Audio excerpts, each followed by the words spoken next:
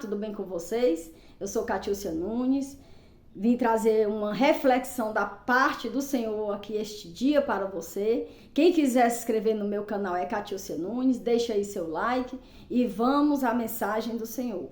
Eu vou ler em Gênesis capítulo 38, Judá e Tamar. E aconteceu no mesmo tempo que Judá desceu de entre seus irmãos e entrou na casa de um homem de Adulão, cujo nome era Irã. E viu Judá ali a filha de um homem cananeu, cujo nome era Sua, e tomou-a por mulher e entrou a ela. E aconteceu que ela concebeu, meus irmãos, 3 filhos. O primeiro era chamado o segundo Onã, o terceiro Selá. E Judá tomou uma mulher para o seu primogênito, cujo nome dessa mulher era Tamar. Porém, o primogênito de Judá, era mau aos olhos do Senhor, e o Senhor, por isso, o matou. Então disse Judá a Onã, que era o segundo filho: toma mulher do teu irmão, casa-te com ela e suscita descendência ao teu irmão, porque naquela época era assim. Onã, porém, soube que era para suceder descendência ao irmão e não queria. E toda a vida que Tamar ou entrava a ele passava a derramar o sêmen na terra para não dar descendência a seu irmão. E o que ele fazia ali também parecia, era mal aos olhos do Senhor, pelo que também o Senhor o matou. Então o Senhor tirou o e o Onã, os dois morreram, e aconteceu que só ficou Selá. E Selá ainda era novinho, e aí o que foi que fez Judá? Ele disse: olha, Tamar, tu vai lá pro teu pai, fica-te lá na tua viuvez, e quando Selá ele for grande, eu darei ele a ti. E ela ficou lá no seu pai. E aconteceu que, passado muitos dias, morreu a filha de sua mulher de Judá, o qual, depois de consolado, subiu aos tosquiadores das suas ovelhas em Timar. Ele e Irá, seu amigo, o Adulamita, e deram aviso assim a Tamar, dizendo: eis que o teu sogro, Tamar, sobe a Timar, a tosquiar as suas ovelhas. Então ela tirou de sobre si os vestidos da sua viuvez e cobriu-se com véu, envolveu-se e assentou-se à entrada das 2 fontes que estão no caminho de Timar, porque via que Selá já era grande e o seu pai não fez conforme o prometido. E vendo ali Judá, aquela mulher, ele tomou por prostituta e pediu para se deitar com ela, porque ele não reconheceu que ela estava ali com o véu, ali naquele caminho, e ele não a reconheceu como nora. Ele não sabia que era a sua nora. E aí ele pediu para se deitar com ela, e ela disse: que darás para que entres a mim? E ele disse: eu te enviarei um cabrito do rebanho. E ela disse: dar-me-ás penhor até que os envies. E qual foi o penhor que ela pediu? O lenço. Ela disse: o teu selo, o teu lenço e o cajado que está em tua mão. Fica aqui comigo até tu enviar o cabrito. E aí ela entrou a ele, assim ela concebeu dele.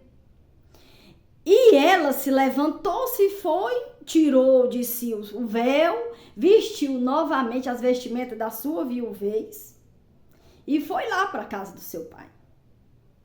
Quando foi depois, Judá enviou o cabrito pelo seu amigo, Adulamita.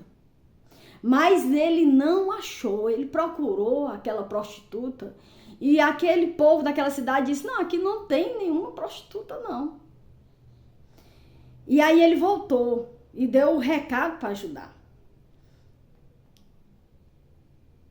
E tornou-se a Judá e disse, não achei também, disseram os homens daquele lugar, aqui não esteve prostituta nenhuma não. E aconteceu que ele disse assim, deixa ficar com o penhor, para que porventura não caiamos em desprezo. Eis que tenho enviado este cabrito, mas tu não o achaste. Então fique ela com o penhor. E aconteceu, meus irmãos, que quase uns 3 meses depois, deram aviso a Judá dizendo, olha, Tamar adulterou, porque ela está grávida. Então disse Judá, tirai fora para que seja queimada. Mal sabia ele que ali ela estava gerando o filho dele. Mal sabia ele que era a nora que ele tinha se deitado há dias atrás. Ele não sabia. Mas ela tinha ficado com a prova.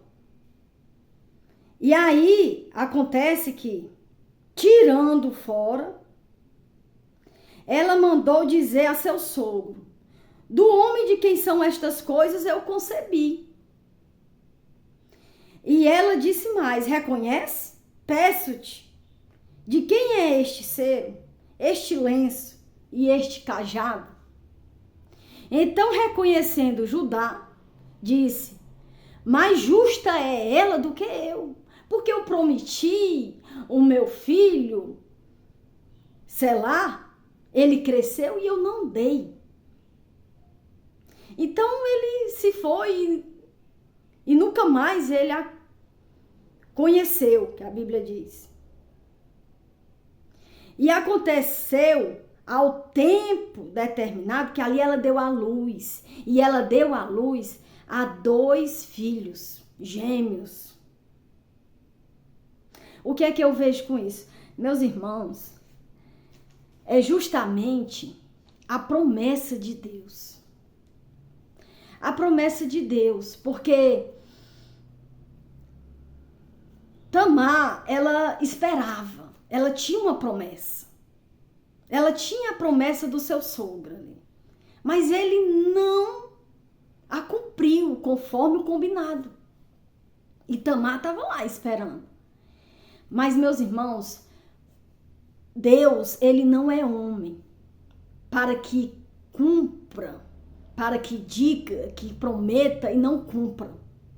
Ele não é homem. O homem é assim, é como Judá. Ele promete, ele não cumpre. Agora Deus não, Deus ele cumpre com suas promessas, porque ele é fiel para cumprir. Deus, o que ele te prometeu, ele vai cumprir. Ele não é homem para que diga e não cumpra não.